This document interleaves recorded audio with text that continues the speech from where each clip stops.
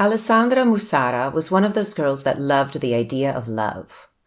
She absorbed the fairy tales and the stories of the princess that lived happily ever after with her knight in shining armor.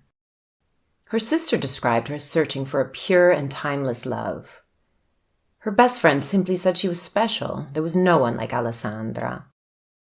On March 6, 2019, 29-year-old Alessandra Musarra was found beaten and suffocated in her bed in Messina, Sicily. Who could have done something so cruel to Alessandra? There was no question to police this was a crime of passion. But would the killer face true justice that reflects the brutality of the murder? This is the story of femicide in Italy. This is the story of Alessandra Musarra.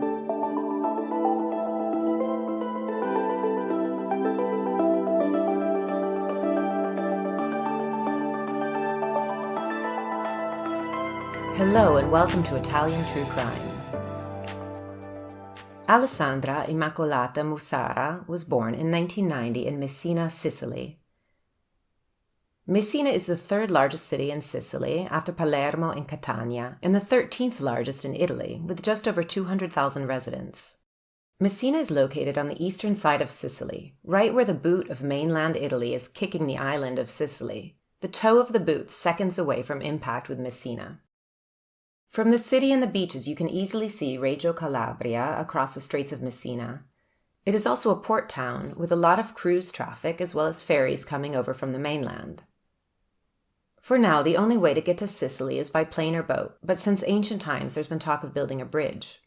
It is less than 4 kilometers between Italy and Sicily, and since 1990 there have been detailed plans to build what would be the longest suspension bridge in the world, beating out Turkey easily with its 2-kilometer bridge. But complicated projects like an almost 4-kilometer suspension bridge through the Straits of Messina suffer as they become political hot potatoes. Italy notoriously has had 66 governments since the end of World War II, usually rotating left and right as the citizens express their frustration with whoever was disappointing them before. Now they can be mad at the other side of the aisle. The project was cancelled in 2006 by Prime Minister Romano Prodi, but then revitalized in 2009 by Prime Minister Silvio Berlusconi, then cancelled again in 2013 by Prime Minister Mario Monti. It is estimated to cost upwards of 8 billion euros. The bridge seems destined to remain on paper only, like a bridge of dreams. The current government has promised to make this bridge a priority, but I'm not holding my breath. One of the top things to see in Messina is the Duomo, and that is exactly where you would have found Alessandra. Alessandra's mother had a small kebab locale right behind the Duomo, and Alessandra had worked there helping her mother for many years. Recently, let's say 2 years before our story takes place, she had gotten into a funk. So much funk that she pulled away from helping her mom and the kebab and wasn't doing much, not working anywhere and not in school. It was then that she met Cristian Iopolo, 3 years her junior and a brooding young man from Messina like herself. For the two of them, the chemistry was immediate. From the moment they met, they were inseparable. Alessandra's friends and family were optimistic. They were hopeful this new love affair would pull her out of her funk. Soon her Facebook page was filled with couples pictures, she and Christian in different places, but always posing close to each other, with 2 great big smiles and sweet words about soulmates and pure love. But while the relationship started out great, it almost immediately began to crack. The beautiful early obsession they had with each other turned dark. They started to fight anywhere and everywhere, not caring who saw and not caring who heard. Even on her Facebook page, this was obvious. More and more frequent between the couple's posts were posts about being on the lookout for a new love, or even posts referencing articles on domestic violence. According to friends and family, it was mostly Christian's insecurities coming out. After initially showering Alessandra with compliments and positive energy, he became jealous of anyone she spoke to and any males that had been part of her life long before she knew him. Christian was 25 when they met, and he was unemployed. Money would continually be an issue for this couple over the 1 year they were together. Neither were working, and Christian had no interest in finding a job. The only money he made was from occasionally shepherding. This actually sounds like a romantic way to live in your 20s in Sicily, tending sheep in the countryside. Though doubtfully, it would have been a very lucrative job. Friends of Alessandra who got to know Christian over the year they were together described him as taciturn. He didn't have many friends or any friends and kept to himself. Once he had Alessandra in his life, he wanted every moment they spent to be just the two of them, no other friends or family around. Christian could have been the dictionary definition of a possessive boyfriend. Most of us over 30 probably remember these types of controlling relationships, either from inside the couple or as a friend to someone experiencing it. From inside as the target of a controlling partner, it starts out almost as a compliment to think your significant other loves you so much they want to be with you all the time. Alessandra had been dreaming of an all-encompassing love, but what she got was jealousy and a toxic relationship. Alessandra was 28 when she and Christian started seeing each other, and of course she had had boyfriends before. One of these ex-boyfriends soon became the target of Christian's obsessive jealousy. He started to see betrayal from Alessandra at every turn, and after a while almost all of their fights were over a non-existent relationship he imagined she had started with her ex. The fights often became violent, and several times the carabinieri became involved. The police would be called to the apartment they shared on the outskirts of Messina in a small town called Santa Lucia sopra Contesse di Messina. This town with the long name is 8 kilometers south of Messina, with a population of just over 10,000. It is called a hill town, but it is only 25 meters above sea level. This is where Alessandra and Christian were precariously sharing an apartment March 7th, 2019, when Alessandra's father came to check on his daughter. Her father had woken up that morning to a text message from his daughter. She said her ex-boyfriend had kidnapped her. His repeated calls to her phone rang with no answer, so he headed immediately to her apartment to see if this was just some kind of joke. When no one answered his knocking at the door, he managed to climb in a window through the balcony, as he must have realized there was no time to waste. And here inside her small shared apartment, he found his daughter, lifeless and her face swollen almost beyond recognition. She was so brutally beaten and transformed that at first she thought this couldn't be his daughter. There was no way. It must be someone else. But as it hit him, a father's worst nightmare had come true. It doesn't matter if the child is 9 or 29. He called the carabinieri, and while he waited, he wondered what had happened. First this strange message from his daughter at 2 a.m., and now she was dead. A brutal death. He and the investigators would have to wait for the results of the autopsy. But they could see this had been a very violent homicide. When the results did come in, they established that Alessandra was choked to death. Or in more scientific terms, she suffered a violent mechanical asphyxiation from choking with signs of suffocation. She also had injuries to 2 vertebrae. The father explained to investigators why he had come. He showed them the strange message Alessandra had sent out. The father was able to give them all the information they needed to track down this ex-boyfriend and question him. It turned out to be an easy elimination. The ex-boyfriend had a solid alibi, and it was obvious to investigators that he had nothing to do with it. Who investigators really wanted to question was the current boyfriend. First of all, because they always look into domestic partners, and second, because they lived together and she was murdered in their home. Christian denied knowing anything about it. Investigators told him the ex was already ruled out, and they didn't think she had sent that message at all. They told him that by 2 a.m. when she would have sent the message, she was already dead. Christian admitted they had been home together that evening and they'd had a fight, but after that he can't remember anything. In fact, his entire denial was based on amnesia. The police continued their investigations and searched the home of Christian Iopolo, his family home in Comaro. Here they struck gold. In the sink basin of the laundry room were his bloody clothes. The police hypothesized that the evening of March 6th, the couple was having their umpteenth fight.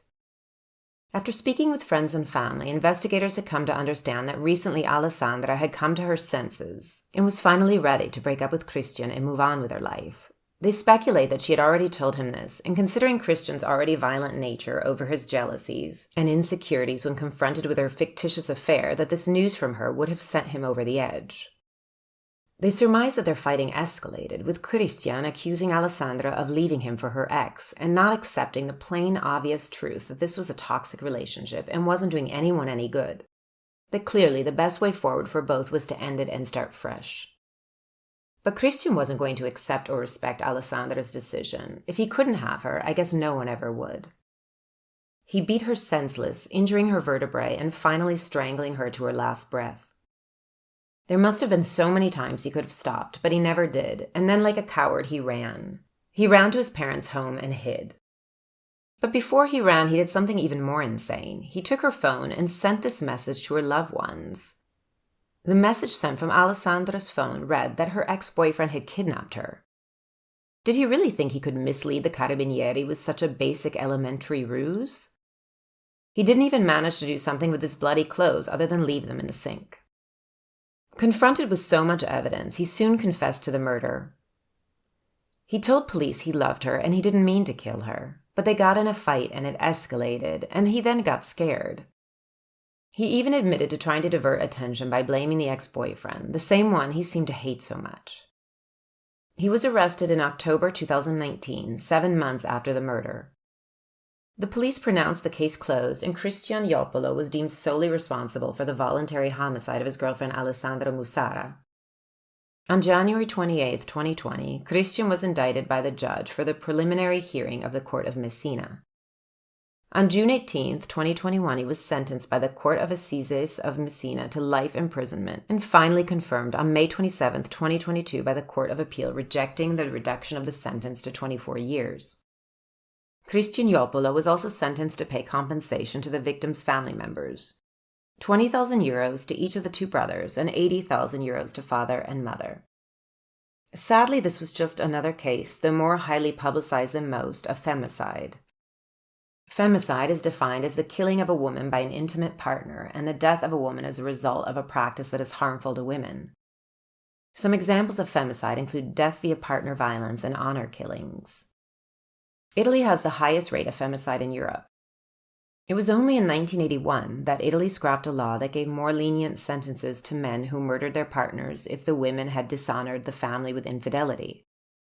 Justifying the actions of a man accused of gender-based violence is considered a deeply rooted cultural problem that is particularly common among judges in Italy.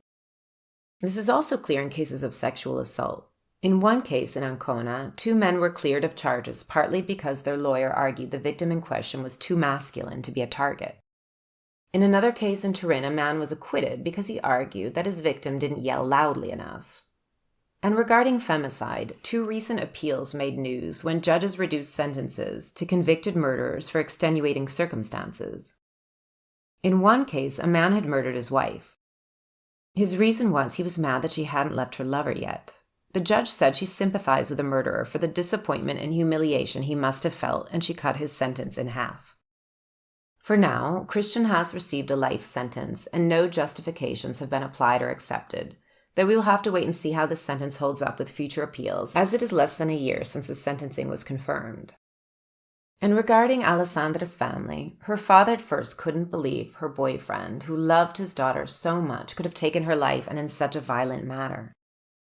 That is the question. How can love turn to violence? In this case, Christian probably suffered from delusional jealousy or morbid jealousy, a psychological disorder in which a person obsesses about their spouse or romantic partner cheating on them without having any evidence for these thoughts. Like other kinds of obsessive emotions, morbid jealousy frequently leads to abnormal or violent behavior. It is thought-provoking and scary that people are more forgiving of domestic violence when it has its roots in jealousy. Some people continue to treat jealousy and resultant domestic violence as a sign of love. So for now, we should give credit to the Italian judicial system for seeing this for what it was, cold-blooded murder. Thank you for listening to Italian True Crime, the English language podcast for Italophiles.